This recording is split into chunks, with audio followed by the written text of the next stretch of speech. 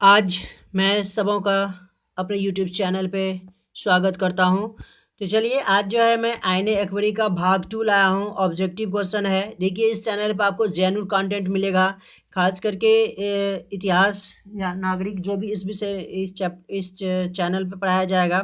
देखिए यहाँ पे कोई भी किसी भी प्रकार का कॉपी पेस्ट मिलने की कोई संभावना नहीं है। तो चलिए हम लोग जो है आप लोग से एक रिक्वेस्ट है कि जो भी इस चैनल में नए हैं वो सब्सक्राइब करें और बगल में बेल आइकन है उसे भी प्रेस कर दें ताकि आपको समय-समय पे नए-नए नोटिफ़िकेशन मिलता रहे और आपको तैयारी करने में बेहतर तरह से मैं योगदान दे सकूँ। तो चलिए आपको अगर आप 12th क्लास में हैं या कॉम्पिटिशन की तैयारी कर रहे हैं तो आप लोगों के लिए जो है क्या ये भाग जो मैं लाया हूँ आईने अकबरी का वो बहुत ही इम्पोर्टेंट है। यानी कि आप देखिएगा कि बारी-बारी से चाहे वो कंपटीशन का हो या फिर हम चूँकि बेस जो होता है वो बेस हमारा यहीं से होता है, 12th होता है, 6 से लेके 12th तक जो बेस होता है, इसको देखना बहुत ही ज़रूरी होता है।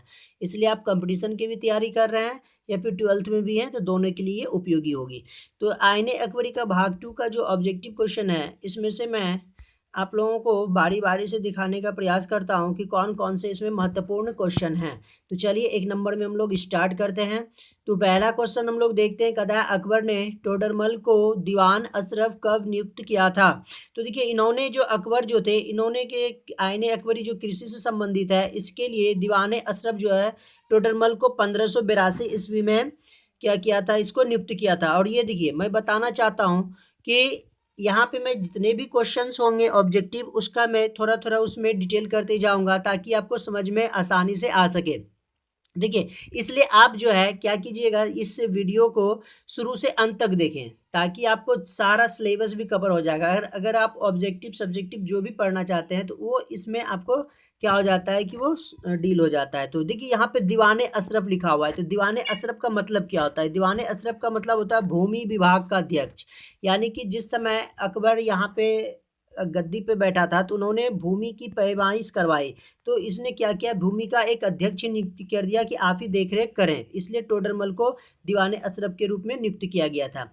दूसरा क्वेश्चन कहता है कि अकबर काल में भूमि को कितने वर्गों में बाँटा गया? तो भूमि को जो वर्गीकरण किया था, देखिए अकबर जैसे ही आया तो उन्होंने भूमि का वर्गीकरण किया और भूमि का वर्गीकरण करने का एक ही मकसद था कि कौन-कौन सा भूमि किस प्रकार की फसल दे रही है और कितनी दे रही है, कौन-सी भूमि कितनी उर्वरक शक्ति, इसलिए जो उन्होंने वर्गों में बाँटा है। इसको कहता है कि ये 4 वर्गों में बाँटा है।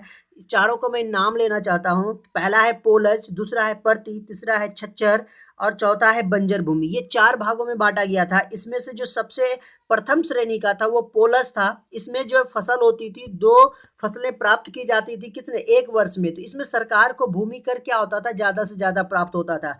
प्रति जो होता था वो लगातार 2-3 वर्ष खेती करने के बाद पुनः जो है उर्वरक शक्ति प्राप्त करने के लिए 1 वर्ष के लिए छोड़ दिया जाता था। ये प्रति कहलाता था।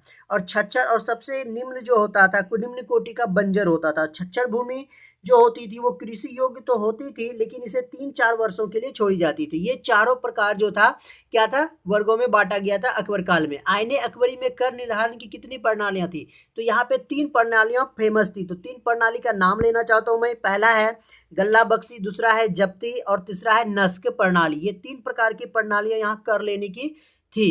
तो देखिए जब भी मैं थ्योरी पढ़ाऊंगा तो उसमें आपको मैं क्लियर करते जाऊंगा और बताते भी जाऊंगा कि ये कौन-कौन सी थी और इसका क्या-क्या प्रयोग होता था। जैसे गल्ला बख्शी जो होता था एक प्रकार की बटाई होती थी और इसके बटाई के अंतर्गत 3 भागों में बाँटा गया था। इसको एक खेत बटाई, लंग बटाई और राज बटाई में इसको बाँट दिया गया था।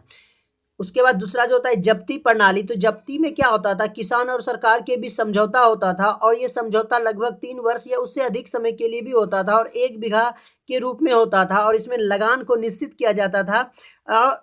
चाहे इसमें निश्चित करने के बाद खेती पैदावार जितना भी हो उसको उस पे निर्भर नहीं करती थी।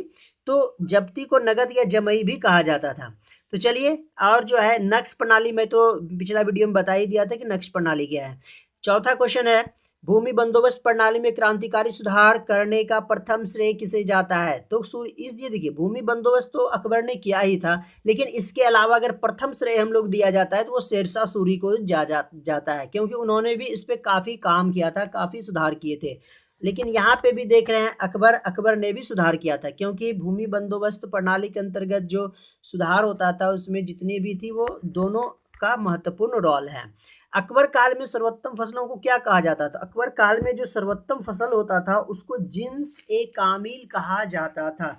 अब देखिए ये जिन्स ए कामिल ये जो है मुगल काल में का जो मुगलों का था, जैसे उर्दू, फारसी, ये सब उसका लैंग्वेज होता था। जिन्स ए कामिल का अर्थ ही होता है सर्वोत्तम फसल। तो वहाँ जो प्रमुख सर्वोत्तम फसलें मानी जाती थी वो कपास और गन्ना था, तो जिसकी ज़्यादा से ज़्यादा पैदावार की जाती थी। छठा नंबर में नई दुनिया से भारत में कौन-कौन सी फसलें आई थी? तो नई दुनिया जिसे हम लोग किसको कहते हैं नई दुनिया? तो वो अमेरिका को कहा जाता है। तो अमेरिका से कौन-कौन सी फसलें लाई गई थी? तो मक्का, तंबाकू, टमाटर, मिर्च आदि बहुत बहुत सारे लाए गए थे। ये कुछ प्रमुख थे। तंबाकू का पौधा भारत में किसने लाया था? देखिए तंबाकू का पौधा जो है भारत में, 7वां क्वेश्चन है कि किसने लाया था? तो आंसर होगा इसका पुर्तगालियों ने। पुर्तगालियों को चूंकि यहाँ पे दबदबा था, कुछ समय पहले ये भी यहाँ पे व्यापार करने आए थे, और व्यापार करते समय जो है कि इन्होंने तंबाकू को सबसे पहले भारत में अगर प्रवेश कराने का श्रेय जाता है तो वो पुर्तगालियों के द्वारा लाया गया था। कहता है तंबाकू सेवन निषेध दिवस दिवस कब मनाया जाता है? तो 31 मई, जस्ट अभी गुजरा है हमारा 31 मई, जहाँ पे तंबाकू का सेवन निषेध दिवस, मतलब यहाँ पे कहा गया कि तंबाकू का आप प्रयोग ना करें। क्यों? क्योंकि इससे क्या होता है कि मुंह का कैंसर हो जाता है। देखिए इसलिए तंबाकू का निषेध किया गया है, तंबाकू को खाने पीने से मना किया गया है। मुगल कालीन प्रमुख सिक्कों के नाम लिखे। देखिए यहाँ पे संसब, इलाही, रुपया, जलाली, जीतल आदि इस प्रकार के यहाँ पे सिक्के थे, जिसमें संसब जो था वो सबसे बड़ा सोना का सिक्का होता था, और इसको बड़े क्या होता था लेन देन में प्रयोग होता था।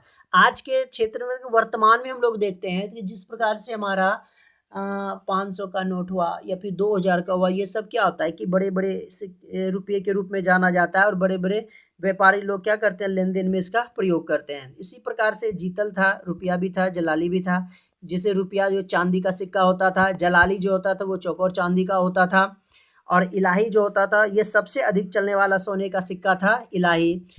तो इस प्रकार से हम लोग क्या देखते हैं कि मुगल काल में कुछ सिक्के भी काफ़ी अधिक फेमस थे।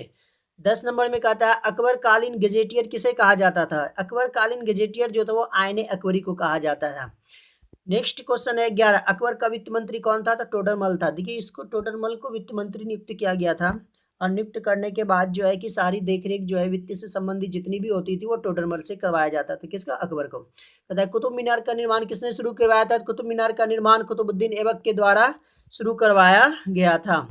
नेक्स्ट क्वेश्चन देखते हैं हम लोग। 13 नंबर में कहता है तंबाकू पर किस शासक ने प्रतिबंध लगाया था? तो तंबाकू पे जहांगीर ने लगाया था।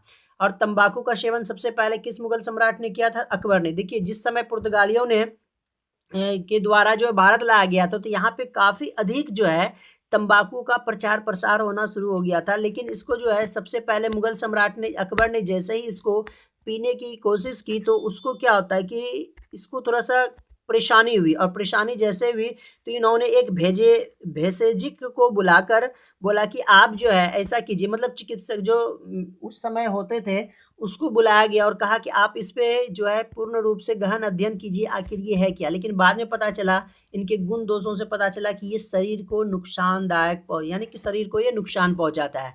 इसलिए अकबर ने प्रतिबंध लगाने का तो प्रयास किया, लेकिन तब तक जो है काफ़ी देर हो चुकी थी, और पूरा जो मुगल साम्राज्य था वहाँ पे ये फैल गया था। लत ऐसा लगा था कि लोग जो है इसको छोड़ने का नाम ही नहीं ले रहे थे।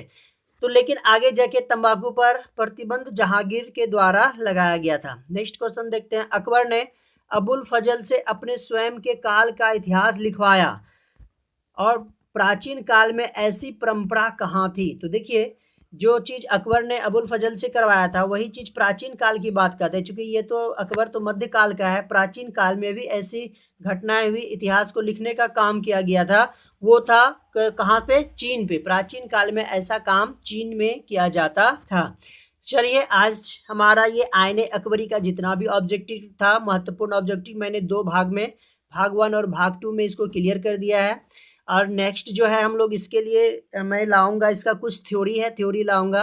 और आप जो है इस चैनल पे बने रहें, वीडियो को लगातार देखते रहें, ताकि आपको क्या होगा कि अगर आप कंटिन्यू देखते हैं तो सारा मैटर आपको समझ में आएगा, भली भांति आ सकती है।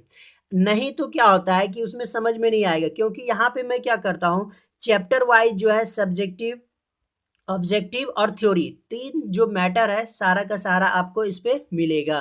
इसलिए आप इस चैनल पे बने रहें और अधिक से अधिक अपने दोस्तों में भी शेयर करें, कमेंट करें, लाइक करें। चलिए आज यहीं तक, धन्यवाद।